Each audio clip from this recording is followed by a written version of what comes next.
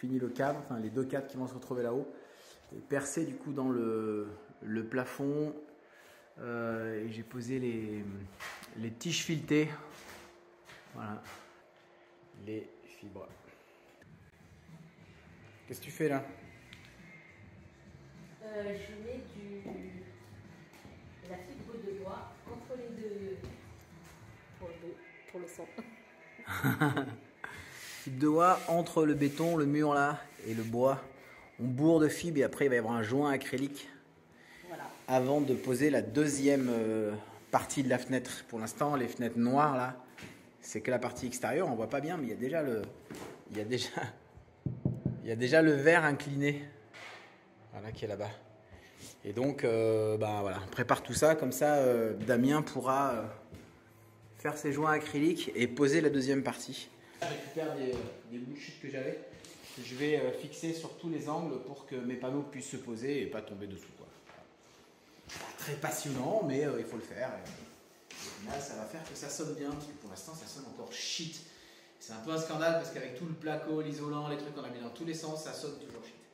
Mais m'a-t-on dit, c'est normal. C'est bizarre de parler de ce truc.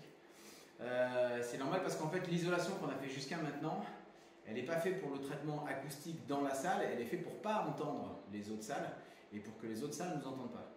Donc c'est pas du tout le même traitement. Donc il faut à la fois isoler des autres et à la fois amener de l'acoustique pour amener de l'absorption pour que la salle ne résonne pas elle-même. Voilà. Et après on a encore les panneaux diffusants qu'Aurélie fait gentiment avec Isabelle. Petits morceaux avec des petits morceaux, des petits morceaux.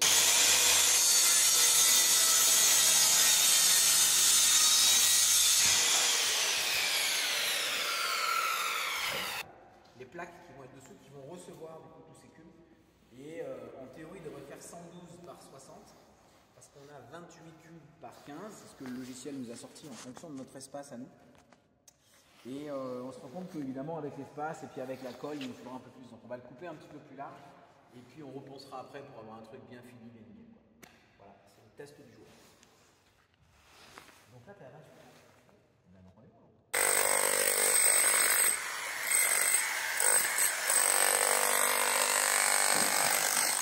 Alors petit chantier du jour, il se trouve qu'il y avait un dodan ici là. Et le dodan c'est pas pratique. Donc Fred ça l'a énervé. Et donc il est venu, il a dit il faut tout péter quoi. Voilà. Donc Fred en fait on l'a déjà vu hein, sur les vidéos, c'est le gars de Woodstock et c'est aussi le gars de Luxta en fait, le bâtiment qui est juste à côté. Et donc c'est cool, ils sont venus avec du gros matos. Et l'idée c'était de faire sauter ce dodan là. Ce qui fait qu'à chaque fois qu'il y a un camion qui passe, ça fait boah boah boah dans le béton.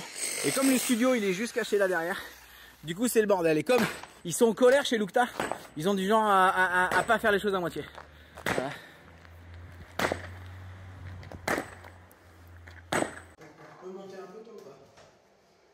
Oui. Celui-là là.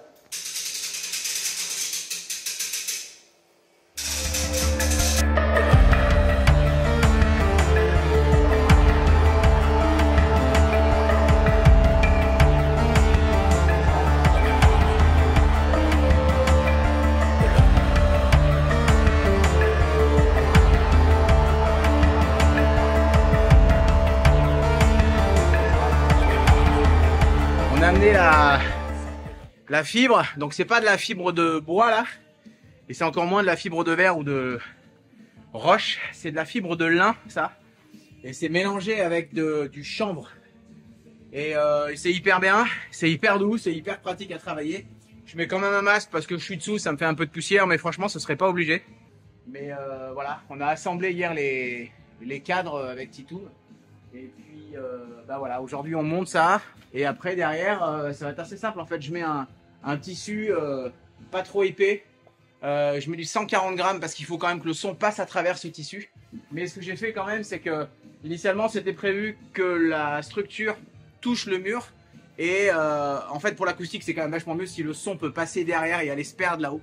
Donc j'ai quand même laissé un espace étroit, j'ai 15-20 cm de chaque côté. Ça va être pratique aussi pour mettre de la lumière parce que on s'appelle Lumia quoi, donc il faut mettre de la lumière, mais aussi parce que voilà le son va pouvoir se perdre là-bas, ça va être sympa. Donc voilà, c'est pas long en fait là, j'ai fait ça déjà en un quart d'heure, donc là dans une petite heure je pense que toute cette partie sera finie, je pourrai attaquer la ISO Room.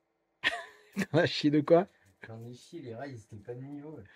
Ah, ça c'est la faute à Sylvain. Pile poil la place entre les deux, mais du coup, au début, ça m'a fait me planter dans l'écoute. Je suis tombé sur le rail, alors normalement, je devais pas. Bon, on est le 4 mars. Bah voilà, le tableau est arrivé. On a reçu le tableau. On a enfin reçu le tableau. Donc du coup, Titoum peut attaquer. Donc il a fait un trou dans la dame là. Il a sorti les viscères. Et bah, c'est pas beau à voir. Hein. Donc l'objectif, c'est de réparer tout ça et d'installer le super tableau à 850 000 $. Avec tous les accessoires tout neufs, tout bien. Pour faire un beau tableau qui va bien. Voilà. Et ben bon courage. Hein. Ça va aller maintenant. Le plus dur est fait. Le plus dur est fait. Bon, bah, ça va. J'espère que tu vas te retrouver dans mes câbles avec tous les. Ouais, bah, on verra bien. Et on verra bien. Voilà. J'espère que ça a été pas trop mal noté. C'est ça, ouais. Bon, bah, affaire à suivre. Voilà, faire à suivre. Voilà.